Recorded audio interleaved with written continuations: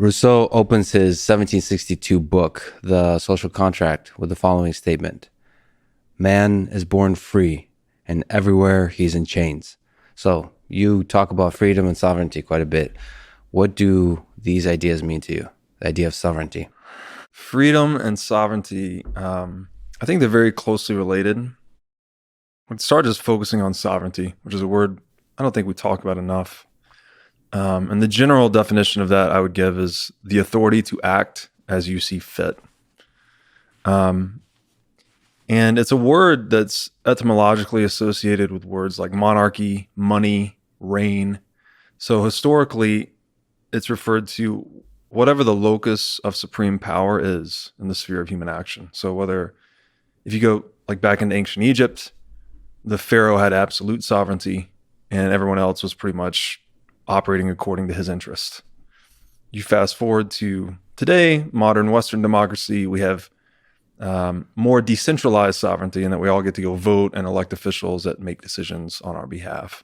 So the theme of sovereignty across history is that it's been gradually decentralizing across our different models of socioeconomics.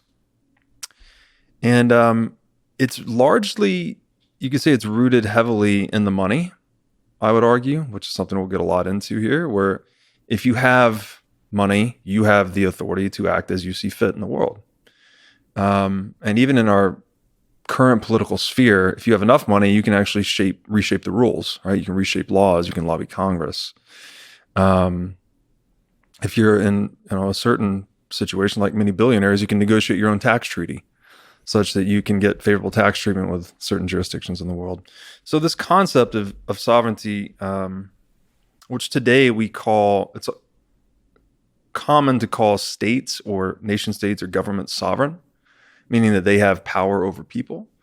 But as I argue in a lot of my writing, I actually think that sovereignty inheres within the individual and that we each have our own interiorized space of choice, which is something like Viktor Frankl called the final human freedom, and that we, no matter what our circumstances are, no matter what exogenous situation we face, we always have this endogenous power to choose how we respond to it. That's one of my favorite books is Man's Search for Meaning. Maybe you can break that apart a little bit. So you've kind of spoken about sovereignty as closely linked to power, but is there something about your own mind being able to achieve sovereignty no matter what the monetary system is, no matter who has the control over centralized power, the money, or whatever the mechanisms of sovereignty on the societal level? You as an individual, isn't ultimately all boiled down to what you can do with your own mind, how you see the world, how you interpret it? Yeah, I agree. And as we get a little bit deeper into this, I think we'll come to see money as an extension of your mind. So there's a feedback between money and mind. For instance, you think in dollars today, almost guarantee it. Yes. Most of us do here in the US. Yes. And it's a tool, right? It's a tool we're using to decomplexify the world around us, to deal with it, to understand the sacrifices and successes across an entire history of economic transactions. We can boil that all down to the price. So it's data compression. And if you can change, if there's a central body or central governance mechanism that can manipulate that money, it can have an impact on your mind. For instance, today, so I agree with you on the first hand, say that I do believe in free will. I do believe in individual autonomy. But I also think that there are certain devices and powers in the world around us that can actually influence how we think. And it's fascinating to think about the fact that money might be actually deeply integrated into the way we think and into our mind. Like this is, you think about what are the core aspects of the human mind? What influences cognition, the way you reason about the world? You have the Chomsky, like language is at the core of everything. But you're kind of placing money as pretty close to the core of what it means to be an intelligent, reasoning human. I think money is a direct derivation of action and speech, actually. It's another expression of the logos. If we even think of what it means to think, is that we are generating two different courses of action, potential courses of action, and we're populating them with avatars, right? Maybe ourselves or others, and then we're comparing how we may act in each situation and what we think the result would be. So actually, it's comparison. Basically, it's comparison and contrasting of possible courses of action.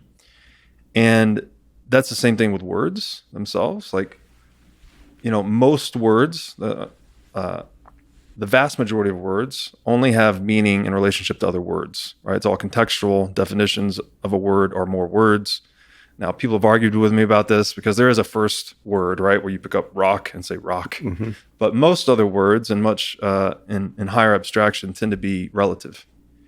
And what's funny about action and speech, and I got into a bit of this in our paper here, is that it's linked to evolutionary biology. And that once human beings adopted upright stance, we freed our hands. We no longer needed our hands for locomotion. Mm-hmm. So we started to evolve more dexterity. And notably, we have opposable thumbs. So this gives us an ability to manipulate and particularize the environment in a way that most other animals cannot. And what's interesting about this is that as we gain this ability to manipulate natural resources and count, pointing was a big deal, and that we could indicate prey or items at a far off distance, and we could organize ourselves. We at the same time we co-evolved this fine musculature in the face and tongue. So it's as if speech co-evolved really with our dexterity. And as a natural extension of that came us making tools, right? We started to create things to better satisfy our wants over time.